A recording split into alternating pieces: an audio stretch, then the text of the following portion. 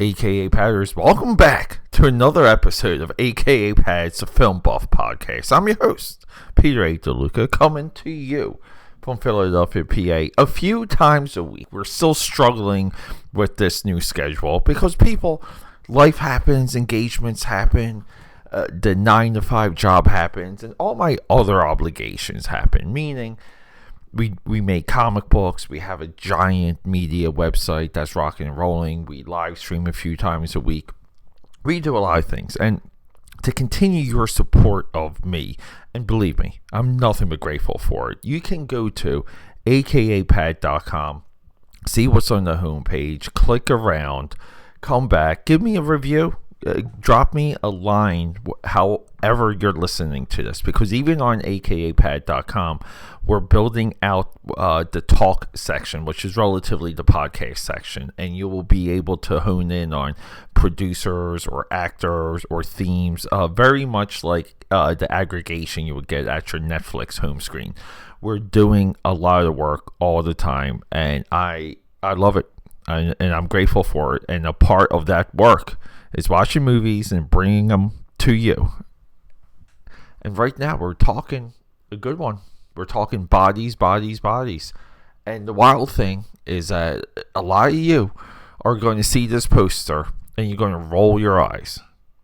It's a 2022 movie, but you're going to see the poster of bodies, and you're going to just say to yourself, Pete Davidson. I'm sick of Pete Davidson. Well, look, guys, so am I. But this is not a Pete Davidson movie. And whenever I tell people about this flick, universally, I mean, it's quite a few people, but universally, I get, oh my God, it's not like The King of Staten Island, and I'm just like, no, it's classified as a dark comedy, like a dark horror slasher comedy. Slasher would be the subgenre within horror, Michael Myers. And I never quite get dark comedies because they're almost just like dramas with a few more jokes that are never intended to be jokes. Like they're almost like situational. This movie, I don't get the dark comedy part. I do not. I'm not saying that the movie's not, like giggly or smirky from time to time. But this movie is social commentary. It's an analysis of the world that we live in today, and more narrowly, the world of women today, young women. It's not definitive. It's not final. This is a point of view, and it comes off exactly as that. Also along the way, we have a movie that's shot in the dark, in the mansion, during a hurricane. Great. Isolate the characters. Hurricane eliminates the use of the cell phone. The use of the cell phone is one of the most creative ways to tell a modern day horror story. The cell phone either enables or disables. That is it. There is no other position. So what do we get? This movie unfolds as a mystery. It's almost like a whodunit. The best, comparatively speaking, the best movie I would mirror this to would be The Descent. Very similar. We know what the plot of Descent is. Women get stuck in a cave. There's cannibalistic creatures, but the women turn on one another also along the way while fighting isolation, fighting the constraints of the cave, the elements themselves. I mean, it all comes together. Good horror does this. This movie does that. Very similarly, relating to a similar discussion, Tom Cruise murdering Tim Robbins in front of his daughter in War of the Worlds. A lot of people criticized that part of that movie because it was a deviation from everything else that we got, and it just didn't quite fit. And the more I watch War of the Worlds, the more I am drawn to that scene and to that sequence, because it is humanity. It is the most humane pun intended there. But it shows us, it really shows us what we can do and who we are. And Bodies does that. It holds this mirror back up to the audience and basically says, like, what will you do in this situation? What would you do in the midst of a murder that you were convinced that happened? And therein lies the hook of the movie. This movie has a gotcha at the end. This movie has a revelation at the end. As soon as the storm clears, the sun breaks the clouds, daylight hits, the cell phones come back online, and we have a revelation that you cannot see coming, that in effect was set up in the beginning, and it's comical. It's not Charlie Chaplin comical. It's not Chevy Chase comical, but it's comical that we are here now because of this reason. And I'm not even going to spoil the movie. I'm not even going to get too much into detail about why I think this movie's significant, why I think it's great. This movie is a must watch. Check it out. I'm pretty sure I forget if I watched it on. I'm pretty sure it was Paramount or Peacock. One of them has, forgive me everyone, one of them has an A24 section. I want to say it was Peacock. And I've been on a deep dive with going through the A24 stuff.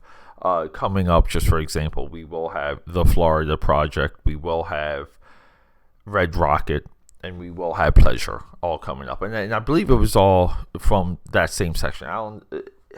I believe so. But between the two, look, people, it's a streaming war scenario when it comes to home entertainment, but it's also a streaming renaissance, and I love having all these different available platforms. Big shout out to our filmmakers.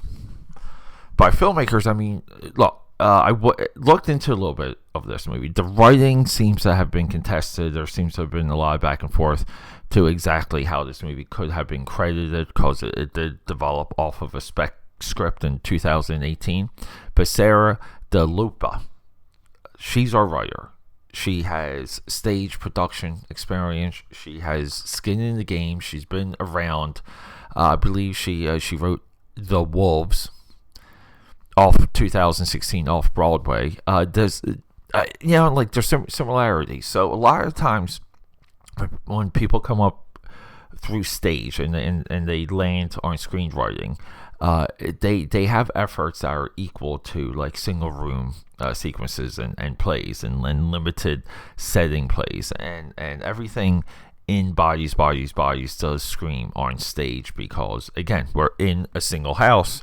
We only have a few rooms. We only have like a couple different settings, but along the way, we can have very good monologue or dialogue, or sometimes it is monologue, but these characters can share who they are in these very intimate settings, and that does completely come through.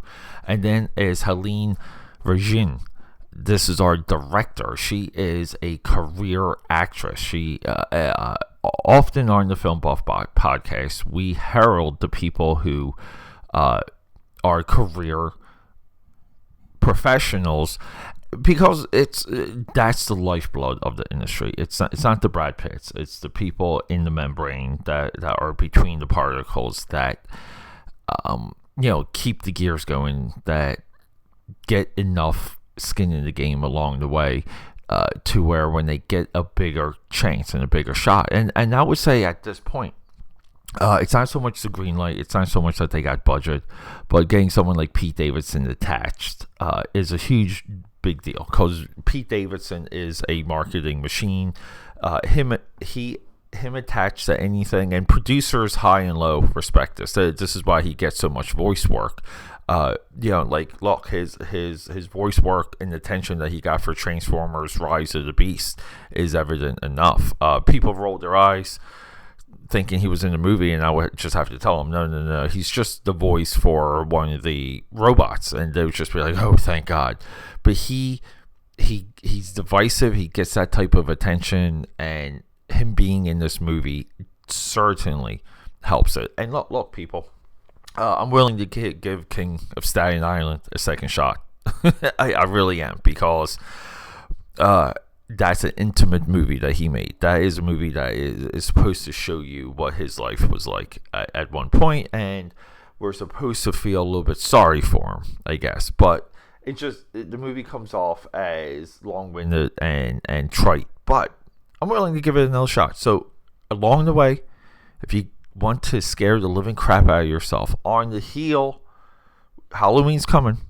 All the Halloween merchandise has hit everywhere already. If you need something to scare the living crap out of you, and you want some suspense, and you want a great single location horror movie, check out Bodies. Bodies is coming to you with a full recommendation from AKAPAD, the film buff. Next episode, we are sticking to whatever's happening in the world of sports to movies. And I long wanted to do every single football movie ever, because you guys know the goal of this podcast is to do every single movie I have ever seen or ever. The Program. That's right, The Program. James Caan, college head coach, The Program. We got some football professional. I think Dick Buck has a cameo. But all right, people, rock and rolling.